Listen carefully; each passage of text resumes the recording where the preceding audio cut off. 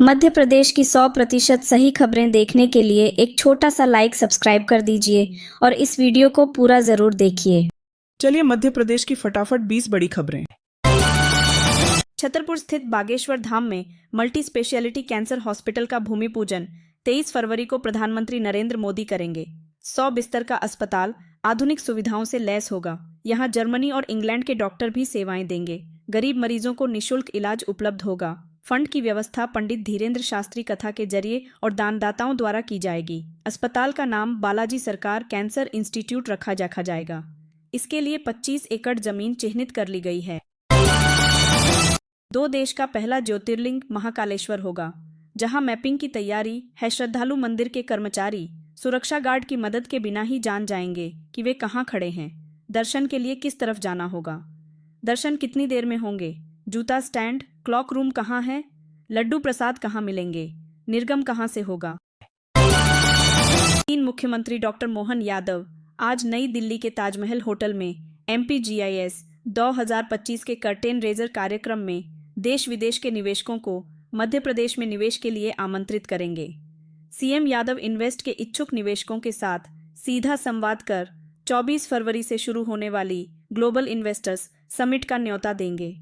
इसमें विदेशी राजदूतों को भी बुलाया गया है, अपने देश से संबंधित निवेश की जानकारी देंगे। भोपाल में 24 और 25 फरवरी को होने वाली ग्लोबल इन्वेस्टर्स समिट का उद्घाटन प्रधानमंत्री नरेंद्र मोदी करेंगे। PM 23 फरवरी को छतरपुर के बागेश्वर धाम में बनने वाले कैंसर अस्पताल का भूमि पूजन करेंगे। वे रात्रि विश्राम भोपाल में करेंगे। यह जानकारी मंगलवार को हुई कैबिनेट बैठक से पहले मुख्यमंत्री डॉक्टर मोहन यादव ने दी।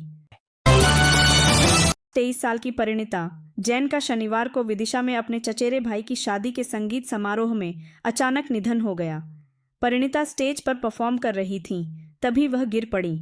दुखद बात यह है कि उनके जुड़वां भाई की भी 9 साल की उम्र में इसी तरह मौत हो गई थी। 2009 में उनके भाई को साइकिल चलाते समय कार्डियक अरेस्ट आया था। पड़ोसी उन्हें तुरंत अस्पताल ले गए, लेकिन उन्हें मृत घोषित कर दिया गया। यह घटना उनके परिवार के लिए दोहरा सदमा है। मध्य प्रदेश परिवहन विभाग में डिप्टी ट्रांसपोर्ट कमिश्नर से लेकर मिनिस्ट्रियल स्टाफ तक 910 पद खाली पड़े हैं। इनमें सबसे अहम माने जाने वाले रीजनल ट्रांसपोर्ट इंस्पेक्टर और ट्रांसपोर्ट सब इंस्पेक्टर के ही 166 खाली पद भी शामिल हैं। अवैध वसूली रोकने की जिम्मेदारी RTI और TSI की होती है। खंडवा में अब महिलाएं भी ई-रिक्शा चलाते हुए नजर आएंगी। जिले की इन 51 महिलाओं ने ई-रिक्शा चलाने के लिए लाइसेंस लिया है। इससे कामकाजी महिलाओं के साथ ही स्कूल कॉलेज जाने वाली छात्राएं भी बेझिझक यात्रा कर सकेंगी। उन्हें छेड़खानी जैसे घटनाओं का सामना नहीं करना पड़ेगा। जिला पंचायत और RTO ने महिला स्वावलंबन और महिला सशक्तिकरण को लेकर इन 51 स्थायी लाइसेंस बनाए। हैंड रिक्शा खरीदी के लिए आजीविका मिशन से लोन दिया जाएगा। खरगोन जिले के पिपराटा मेनगांव में सिविल इंजीनियर ने अनूठे तरीके से शादी की। उन्होंने अपनी दुल्हन के साथ ने संविधान निर्माता बाबा साहब भीमराव आम्बेडकर की प्रतिमा को माल्यार्पण कर संविधान की उद्देशिका की शपथ ली और विवाह बंधन में बंधे। ये शादी सोमवार शाम को हुई। सहायक शिक्षक राधेश्याम वर्मा के बेटे जितेंद्र ने वेदिका से शादी रचाई। इस समारोह में करीब 1000 मेहमानों ने हिस्सा लिया। सभी उपस्थित लोगों ने बाबा साहब आम्बेडकर और गौतम बुद्ध के सिद्धांतों का जीवन में पालन करने का संकल्प लिया। मध्य प्रदेश में स्कूल शिक्षा विभाग और राज्य शिक्षा केंद्र के नए नियमों के कारण प्रदेश में 8000 से अधिक प्राइवेट स्कूलों की मान्यता अधर में लटकी हुई है। 10 फरवरी को मान्यता की अंतिम तिथि थी, फिर भी प्रदेश के 8000 से अधिक स्कूलों ने इसके लिए अप्लाई नहीं किया, जिसमें भोपाल के ही 232 स्कूल शामिल हैं। भोपाल के TT नगर स्थित जैन मंदिर में पंचकल्याणक महोत्सव की शुरुआत भव्य रूप से हुई। महोत्सव की पूर्व क्रियाओं में भगवान महावीर के अभिषेक के साथ पंच परमेष्ठि विधान संपन्न हुआ। समिति के अध्यक्ष अमर जैन और प्रवक्ता सुनील जैनाविन ने बताया कि रश्भ राजेश्वरी प्रगति परिवार को भगवान के माता पिता का सौभाग्य प्राप्त हुआ। इंदौर में मछली खाने के बाद एक व्यक्ति की तबीयत अचानक बिगड़ गई। उन्हें तेज उल्टियां और लूज मोशन होने लगे, ब्लड प्रेशर गिर गया और शरीर पर सूजन आ गई। शुरुआती इलाज के लिए 3 अलग अलग अस्पतालों में दिखाया गया, जहां पता चला कि उनका लिवर और किडनी फेल हो चुके हैं। डॉक्टरों ने हाई डोज एंटीबायोटिक दिए और जल्द ही डायलिसिस की जरूरत पड़ने की बात कही। इसके बाद परिजन उन्हें एक अन्य प्राइवेट अस्पताल में ले गए, जहां विशेष इलाज किया गया। इस ट्रीटमेंट से न तो डायलिसिस की जरूरत पड़ी और न ही सर्जरी करनी पड़ी। भोपाल में भोज मुक्त विश्वविद्यालय की बीए प्रथम वर्ष की परीक्षा में धोखाधड़ी के मामले में 2 आरोपियों को कोर्ट ने 2-2 साल की सजा सुनाई है। प्रथम श्रेणी न्यायिक दंडाधिकारी हर्षिता पिपरेवार ने दोनों को 2-2 साल का कठोर कारावास और 2-2 हजार रुपए का जुर्माना लगाया है। माखनलाल चतुर्वेदी राष्ट्रीय पत्रकारिता एवं संचार विश्वविद्यालय MCU के पत्रकारिता विभाग में संपादक से संवाद कार्यक्रम की शुरुआत हुई। इस श्रृंखला के पहले कार्यक्रम में वरिष्ठ संपादक नवनीत गुर्जर ने विद्यार्थियों से संवाद किया। इंदौर के बाणगंगा इलाके में बुधवार को एक प्लास्टिक फैक्ट्री में भीषण आग लग गई। सूचना मिलते ही दमकल की गाड़ियां मौके पर पहुंची और आग पर काबू पाने का प्रयास जारी है। फायर ब्रिगेड अधिकारियों के अनुसार आग सुपर कॉरिडोर इलाके के टिगरिया बादशाह स्थित अवंतिका नगर की प्लास्टिक फैक्ट्री में लगी। इसकी जानकारी नजदीक स्थित अन्य फैक्ट्रियों के चौकीदार ने दी थी। आग इतनी तेजी से फैली कि कुछ ही देर में भयावह रूप ले लिया।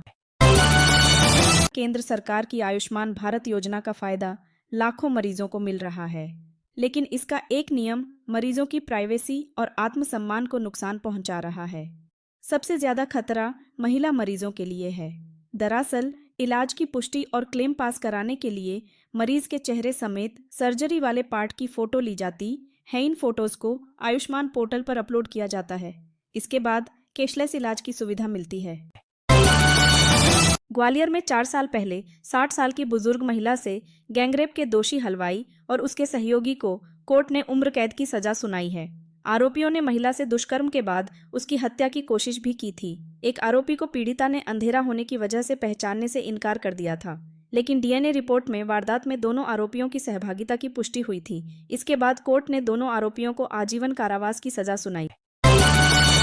सागर के बड़तुमा में 101 करोड़ रुपए से देश का सबसे बड़ा संत रविदास का भव्य मंदिर और कला संग्रहालय का निर्माण कराया जा रहा है। यह मंदिर और संग्रहालय 11 एकड़ जमीन पर नागर शैली से आकार लेने लगा है। अब तक 50 से 60% काम हो चुका है।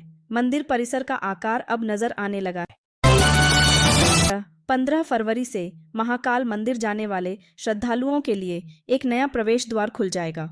मुख्यमंत्री डॉ मोहन यादव 25 करोड़ की लागत से रुद्र सागर पर बने ब्रिज का लोकार्पण करेंगे, जिसके बाद श्रद्धालु शक्ति पथ से सीधे महाकाल मंदिर पहुंच सकेंगे। इससे चारधाम मंदिर से आने वाले श्रद्धालुओं के लिए करीब 1.5 किमी की दूरी कम हो जाएगी। इस हिंदू मैरिज एक्ट के तहत जैन समुदाय के पक्षकारों की तलाक की अर्जी खारिज किए जाने के फैमिली कोर्ट के आदेश को हाई कोर्ट में चुनौती दी गई है। पक्षकारों ने आपसी सहमति से अलग होने के लिए फैमिली कोर्ट में परिवाद दायर किया था, लेकिन कोर्ट ने यह कहते हुए अर्जी खारिज कर दी थी कि केंद्र सरकार ने 27 जनवरी 2014 को जैन समुदाय को अल्पसंख्यक का दर्जा दे दिया था। इस वजह से हिंदू मैरिज एक्ट के तहत इस समुदाय की सुनवाई नहीं की जा सकती। भिंड जिले के 126 निजी स्कूलों की मान्यता निलंबित कर दी गई है। कलेक्टर संजीव श्रीवास्तव ने स्कूल प्रबंधन के अपार आईडी बनाने में लापरवाही बरतने के कारण सख्ती दिखाते हुए ये कार्रवाई की।